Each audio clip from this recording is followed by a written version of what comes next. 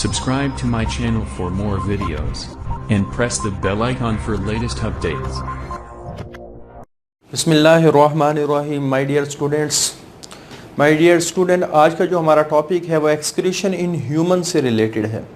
Last lecture में हमने excretion in human से रिलेटेड दो बातें डिस्कस की थी कि ह्यूमंस के अंदर जो पॉसिबल मेटाबॉलिक वेस्ट हैं वो कौन कौन से हो सकते हैं। फिर हमने एक बात डिस्कस की थी जो एक्सक्रीटरी ऑर्गन्स, जो स्किन है वो एक्सक्रीटरी ऑर्गन्स नहीं है, उसकी रीज़न भी हमने डिस्कस की थी। आज हम प्रॉपर एक्सक्रीशन के टॉपिक को स्टार्ट करने लगे। जब हम बात करते हैं एक्सक्रीटरी ऑर्गन्स की, तो एक्सक्रीटरी ऑर्गन में यूजली दो किस्म की कैटेगरीज शामिल हैं।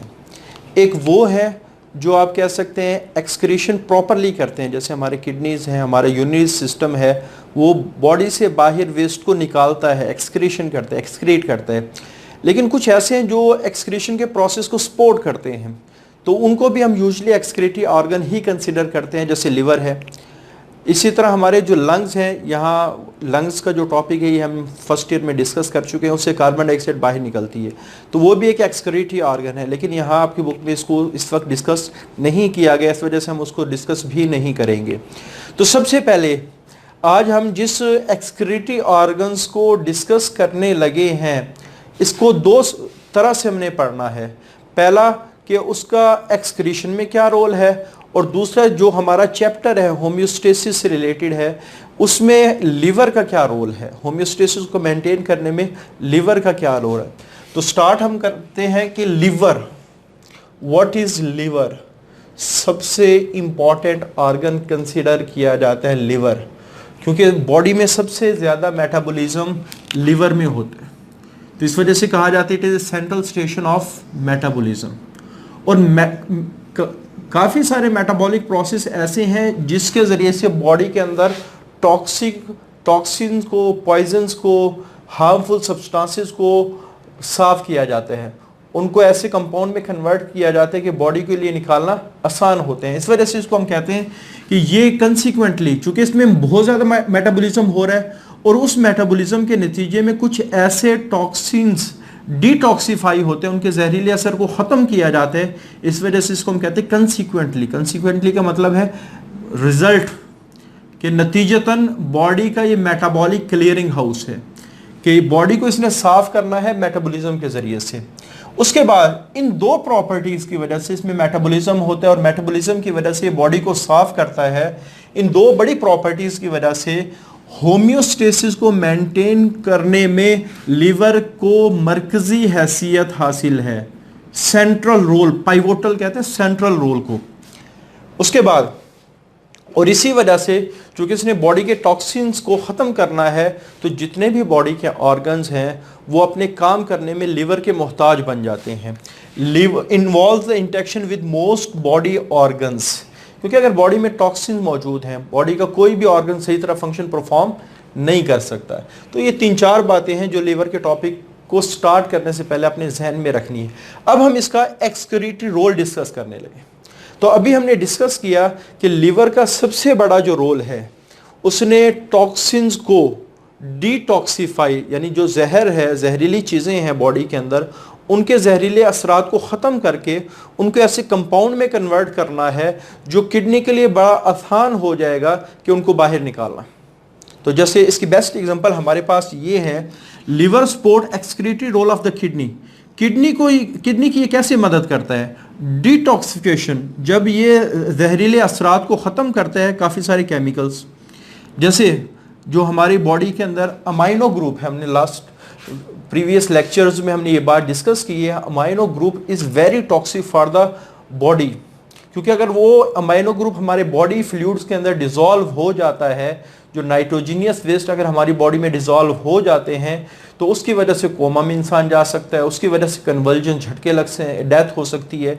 इस वजह से लिवर क्या करता है, उस अमाइनो ग्रुप के ऐसे ग्रुप में कन्वर्ट करता है जो किडनी आसानी निकाल सकता हो, जैसे यूरिया है, अमोनिया है, यूरिक एसिड है। और ह्यूमन बॉडी, क्योंकि हम एक्सक्रीशन ह्यूमन बॉडी से रिलेटेड को डिस्कस कर रहे हैं, तो ह्यूमन बॉडी में जो मेजर एक्सक्रीटरी प्रोडक्ट है वो यूरिया है। यानी 3 प्रोडक्ट हैं जो सबसे ज़्यादा कन्वर्ट की जाती हैं नाइट्रोजनियस वेस्ट से। ये हम डिटेल में प्रीवियस लेक्चर में डिस्कस कर चुके हैं।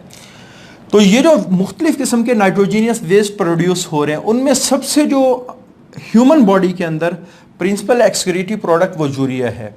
तो लिवर यूरिया को कहाँ से प्रोड्यूस करता है? ये अमोनिया से प्रोड्यूस करते हैं, और जिस साइकिल के जरिए से प्रोड्यूस करते हैं उसको यूरिया साइकिल कहा जाता है। तो urea is principal excretory product and liver produces it from waste nitrogen. उसको नाइट्रोजन वेस्ट, जो नाइट्रोजन है खासतौर पे जो अमोनिया है, उससे इसको बनाता है, और जिस साइकिल के जरिए से बनाता है उसको यूरिया साइकिल कहा जाता है। अब यूरिया साइकिल ये हम पहले भी डिस्कस कर चुके हैं, इस वजह से यहाँ हम सिर्फ इसको ब्रीफली डिस्कस करेंगे।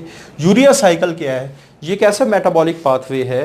मेटाबॉलिक पाथवे वो, यानी मेटाबॉलिक पाथवे कहते हैं कि इसको है जिसमें सीरीज ऑफ रिएक्शन हो एक प्रोडक्ट को बनाने के लिए, इसको मेटाबॉलिक पाथवे कहा जाता है। अच्छा, मेटाबॉलिक रिएक्शन और मेटाबॉलिक पाथवे में थोड़ा सा डिफरेंस है। मेटाबॉलिक रिएक्शन सिर्फ एक सिंगल स्टेप रिएक्शन को कहा जाता है, और metabolic pathway multiple step reactions को कहा जाता है जो एक प्रोडक्ट को बनाने के लिए इस्तेमाल होते हैं। तो यहाँ चूंकि 4-5 स्टेप हैं जिसकी वजह से यूरिया प्रोड्यूस होता है, इस वजह से इसको कहा गया ये मेटाबॉलिक पाथवे है। तो मेटाबॉलिक पाथवे ये कैसा मेटाबॉलिक पाथवे है जिसमें 2 मॉलिक्यूल अमोनिया के और एक कार्बन डाइऑक्साइड का मॉलिक्यूल को यूरिया में कन्वर्ट किया जाता है, इसको यूरिया साइकिल कहा जाता है। अब ये यूरिया साइकिल चलता कैसे है? लिवर के पास ऑलरेडी अवेलेबल ऑर्निथीन पहले से मौजूद होती है। प्रिकर्सर, कोई भी ऐसी चीज़ जो रिएक्शन से पहले अवेलेबल हो और उसने रिएक्शन में इस्तेमाल होके प्रोडक्ट बनानी है, वो प्रिकर्सर कहलाती है।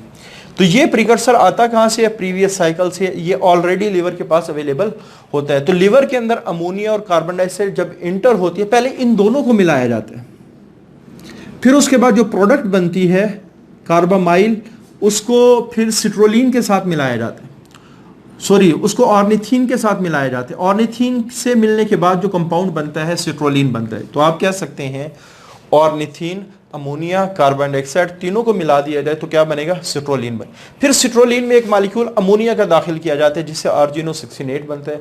आर्जिनो-16 को फिर आर्जिनिन में कन्वर्ट किया जाता है, और आर्जिनिन फिर 2 हिस्सों में स्प्लिट होता है, यूरिया बन जाते हैं और दोबारा ऑर्निथीन बन जाते हैं।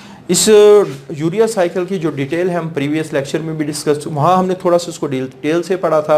आपको कुछ केमिकल रिएक्शन भी दिखाए थे, आपको कुछ फोटोज भी दिखाई थी, जिससे आपको क्लियर हो गया था कि यहाँ सिर्फ एक इंजाइम इस्तेमाल नहीं हो रहा, हर स्टेप के ऊपर इंजाइम इस्तेमाल हो रहे हैं।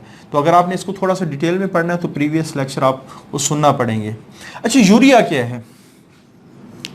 यूरिया कम जहरीला है, अमोनिया ज़्यादा जहरीला है, वो ज़्यादा टॉक्सिक है, और यूरिया कम टॉक्सिक है। इस वजह से हम कह सकते हैं it is the detoxified form of the ammonia.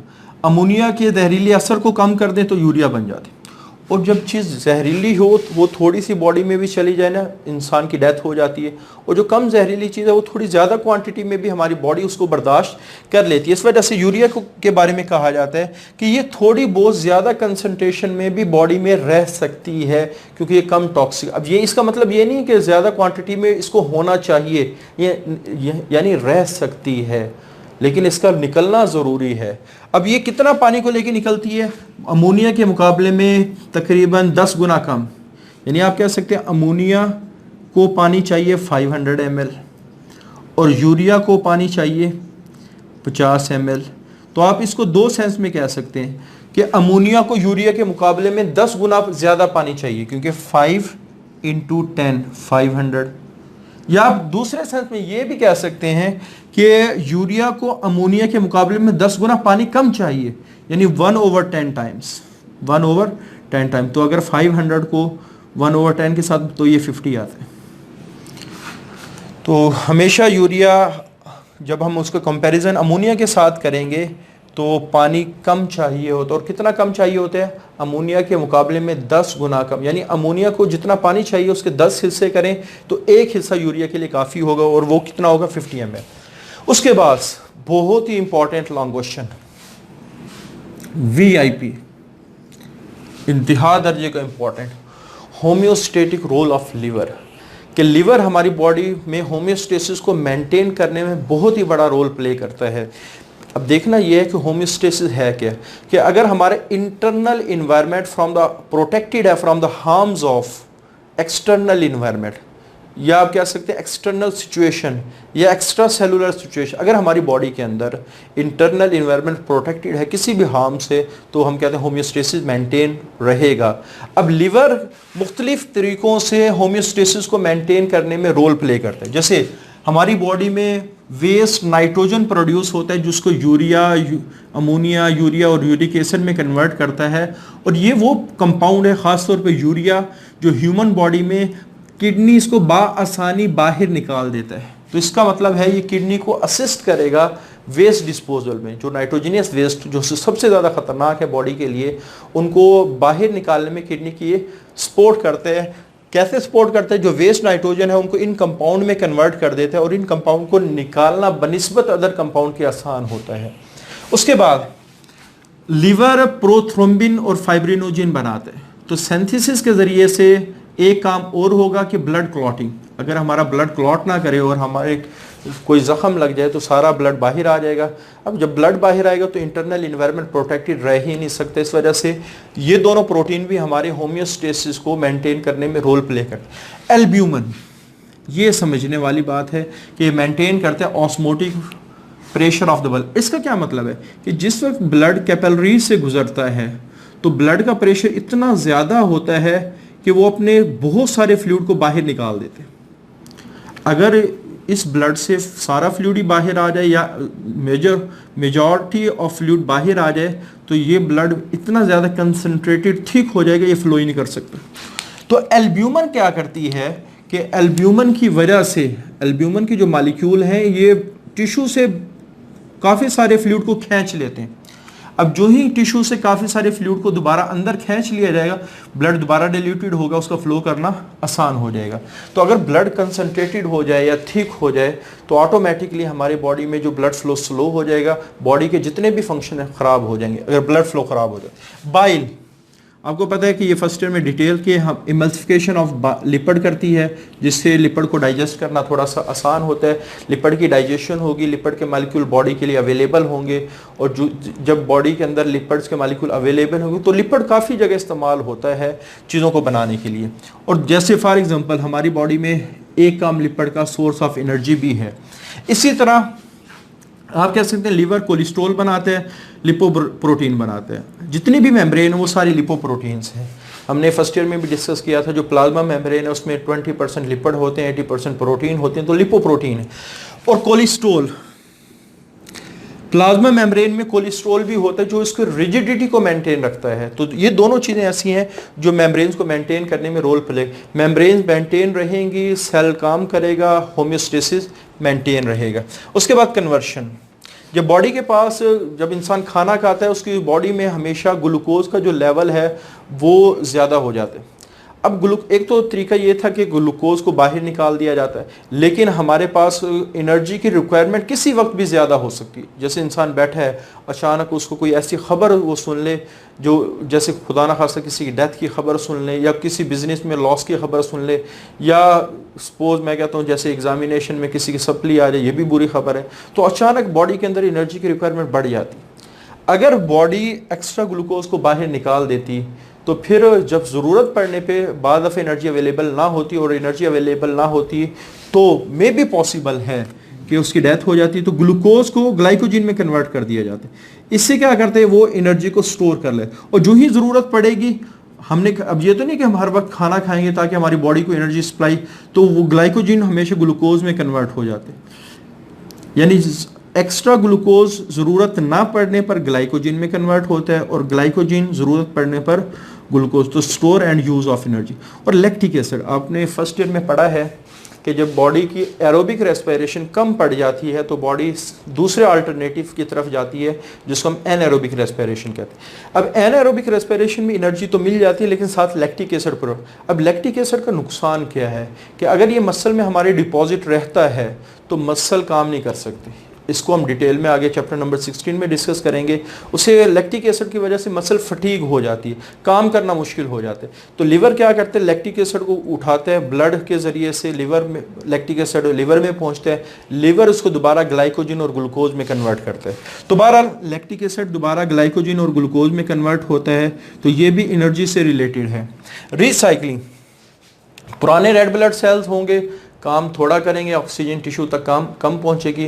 तो लिवर क्या करते हैं, रेड ब्लड जो पुराने रेड ब्लड सेल हैं, जैसे हम कहते हैं 120 डेज बाद रेड ब्लड सेल को तोड़ दिया जाते हैं, तो 120 दिन बाद इनको तोड़ दिया जाते हैं, इसका आयरन निकाला जाता है, इसकी हीमोग्लोबिन के डिफरेंट पार्ट्स निकाले और फिर इन आयरन और पार्ट्स ऑफ हीमोग्लोबिन को दोबारा बनाकर नए आरबीसीज बनाए जाते हैं। और जब नया आरबीसीज बन जाएंगे तो इनके अंदर फंक्शन को परफॉर्म करने की एबिलिटी थोड़ी ज़्यादा होगी एज़ कम्पेयर टू।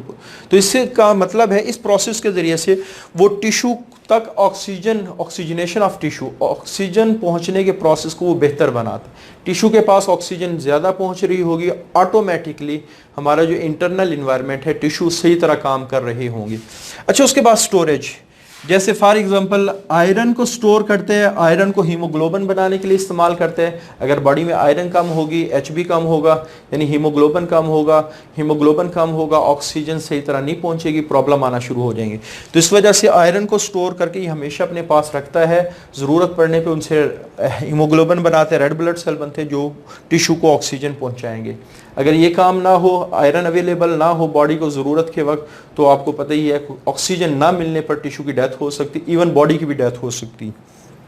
ग्लाइकोजिन, अभी ये हमने डिस्कस किया, एक्स्ट्रा ग्लूकोज को ग्लाइकोजिन में कन्वर्ट करता है, तो ज़रूरत के लिए वो जब भी कोई ज़रूरत पेश आए उसके लिए वो एनर्जी को स्टोर करता है।